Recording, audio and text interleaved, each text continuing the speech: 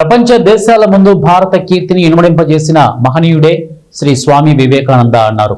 రాజంపేటలోని ప్రభుత్వ డిగ్రీ కళాశాల నందు స్వామి వివేకానంద విగ్రహానికి బీజేవైఎం మండల అధ్యక్షులు పత్తిపాటి నవీన్ కుమార్ అధ్యక్షతన పుష్పాంజలి ఘటించారు.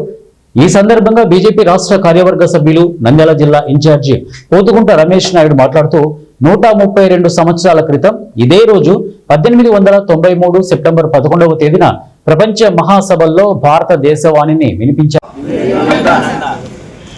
అందరికీ నమస్కారం.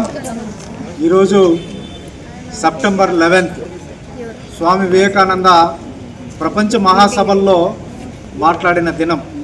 మన దేశ కీర్తిని ఇనుమడింపు చేసిన రోజు ఈరోజు.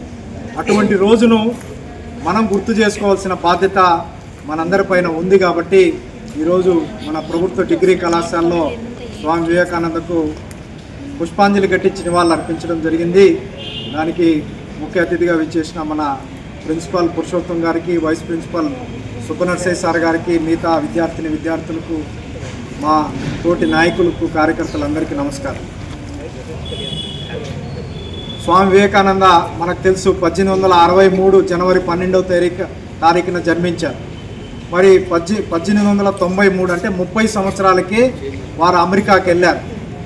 మరి అమెరికా వెళ్ళిన తర్వాత ఇందాక సార్ చెప్పినట్టు ఆయన కాషాయం గుడ్డలు వేసుకొని ఒక మూల కూర్చోంటే మనకు మాట్లాడడానికి అవకాశం ఇవ్వలేదు. 9వ తారీఖు ఇస్తానని చెప్పి ఇవ్వకుండా 11వ తారీఖు ఇచ్చారు.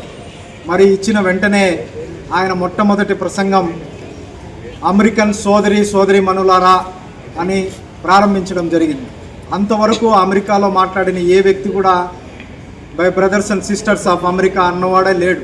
ఈయన ఆ మాట అన్న తర్వాత సభ మొత్తం లేచి కరతాళ ధ్వనులతో మారు మోగింది. ఆయన చెప్తూ, నేను అత్యంత ప్రాచీనమైన యతి